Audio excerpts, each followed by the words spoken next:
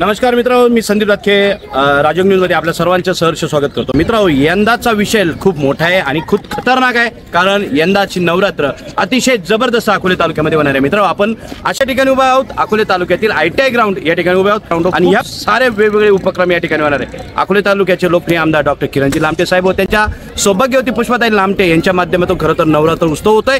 नक्की कसा होतोय जाणून घेऊ।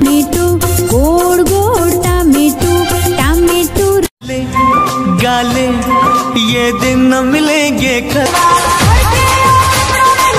नवरात्रीसाठी मोठा पाळणा, होडी, ब्रेक डान्स पाळणा, मोठा पाळणा, सेलंबो पाळणा, ड्रॅगन व लहान मुलांची खेळणी पाळणे, दुकाने हे सगळं आणलेलं आहे। साहेबांनी बोलवलं आम्हाला।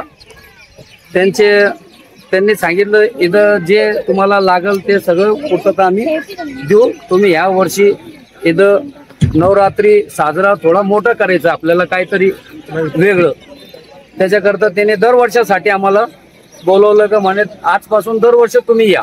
खरं बघितलं गेलं तर अकोले तालुक्यामध्ये एक पर्वणी म्हणायला गेलं की याचं कारण म्हणजे अकोले तालुक्याचे लोकप्रिय आमदार डॉक्टर किरणजी लामटे यांनी वेगवेगळ्या रूपाने अकोलेकरांना एक संधी प्राप्त करून दिलेली आहे। मित्रांनो, गरबा डान्स असेल, त्याचबरोबर दांडिया असेल, त्याचबरोबर वेगवेगळे उपक्रम असतील, महिलांसाठी वेगवेगळे कार्यक्रम असतील, घाटनदेवी असेल, हे सगळे उपक्रम खरं तर डॉक्टर किरणजी लामटे साहेबांनी त्यांच्या सौभाग्यवती पुष्पाताई लामटे यांच्या माध्यमातून मिळाले।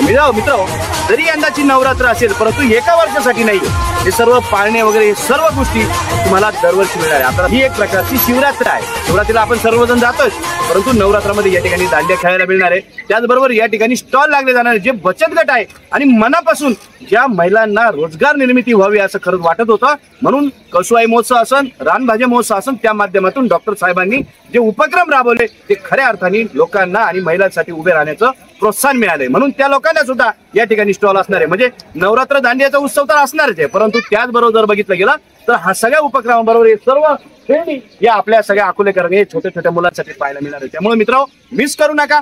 काय काय उपक्रम आहे वेळोवेळी तुम्हाला कळणार आहे, पण 28 तारीख, 29 तारीख, 30 आणि 1 हे 4 दिवस आपल्या अकोले तालुक्यासाठी पर्वणी असणार आहे। त्यामुळे मिस करू नका। अकोले तालुक्याचा ITI ग्राउंड संपूर्ण असं या ठिकाणी सगळ्या बाजूला पाहिले तर पार्किंग मोठी आहे। अकोले तालुक्याची जे काही पाहुणे मंडळी बाहेर आहेत त्यांना सुद्धा बोलवा, गरबा डान्ससाठी त्यांना सुद्धा प्रोत्साहित करा आणि दांडियाच्या कार्यक्रमात तुम्ही सुद्धा सहभाग घ्या, कारण यंदाचा विषय मित्रांनो खूप मोठा आहे। छोटे छोटे तमाशे जैसे